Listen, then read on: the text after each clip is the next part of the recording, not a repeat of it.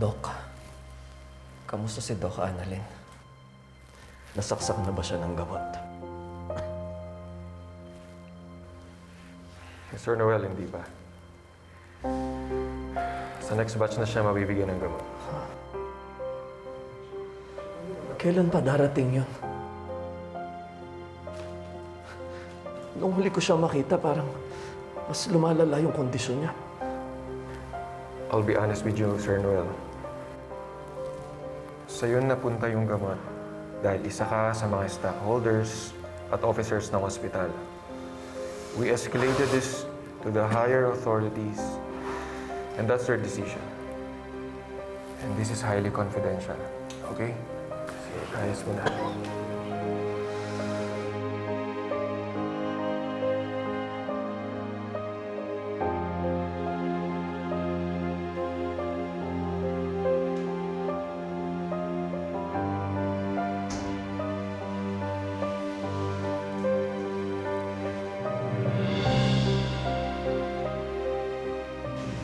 Tay.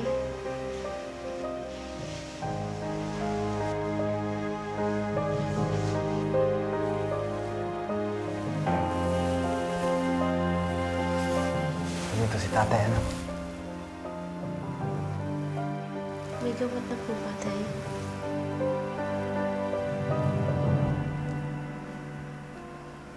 Meron na, anak.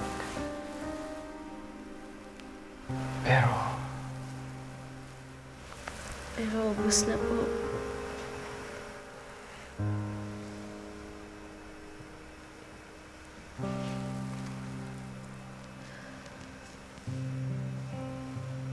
Okay lang yun, Tay.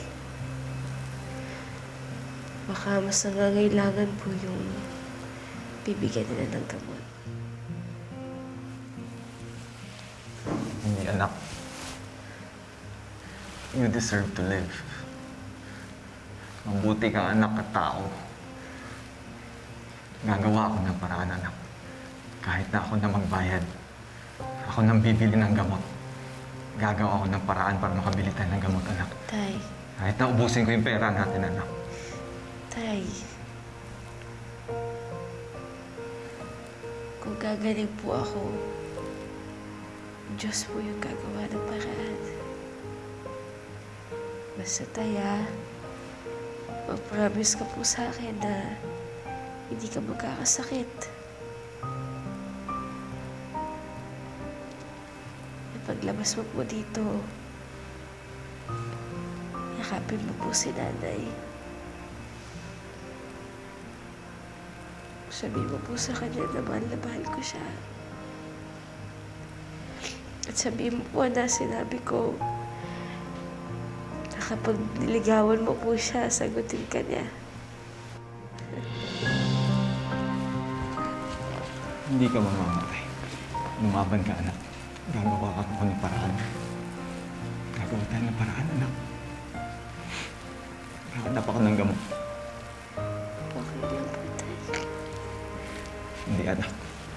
Lumaban ka, anak. Lumaban ka. Lumaban ka, anak.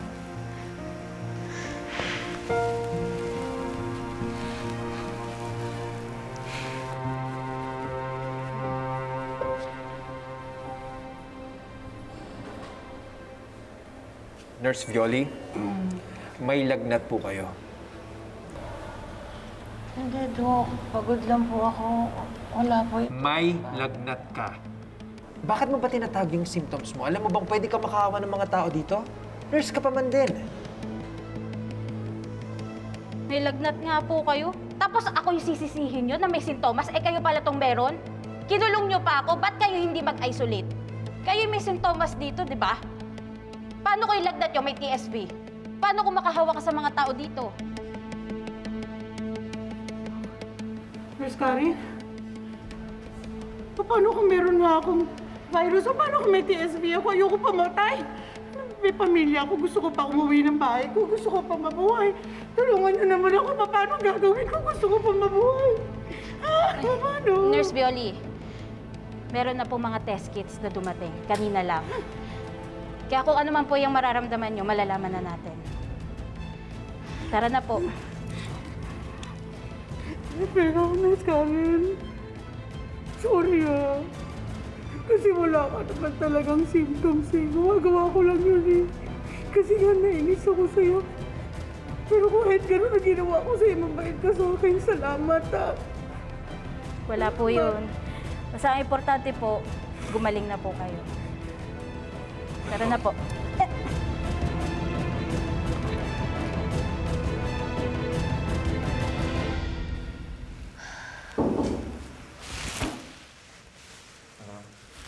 Dr. Salvador, Dr. Tanyag, meron na tayong gamot para kay Doc Annalyn.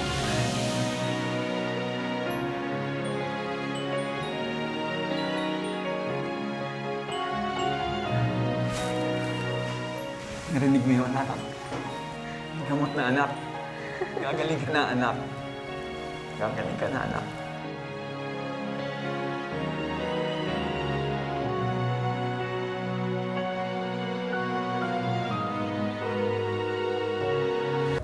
Pero Doc Maniego, paano po yung isang pasyente?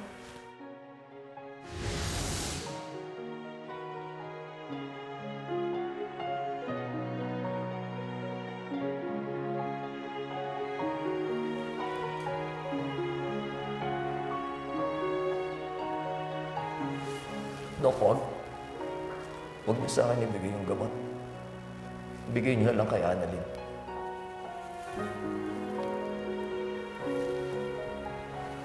Sir Noel, sigurado kayo? Sigurado ko. Mr. Noel, this is the last treatment available. And it will take 5 days pa bago dumating yung next na batch.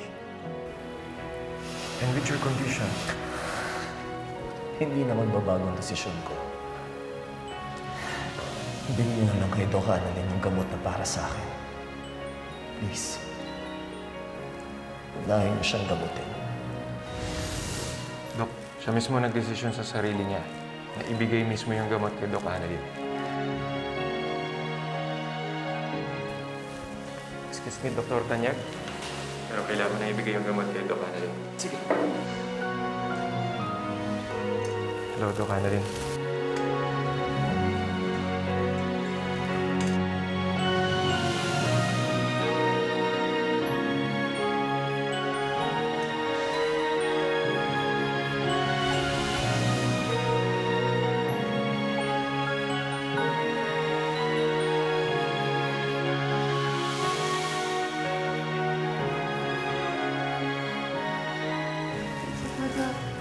You're welcome.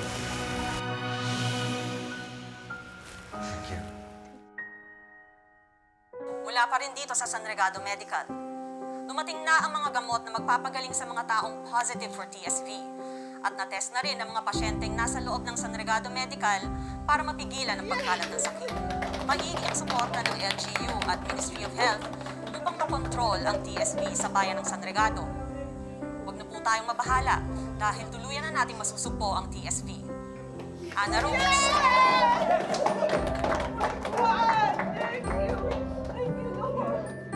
Pero sana ligtas na silang lahat doon. Ma'am, nag-text po si Karen. Sabi niya po, okay na po silang para na.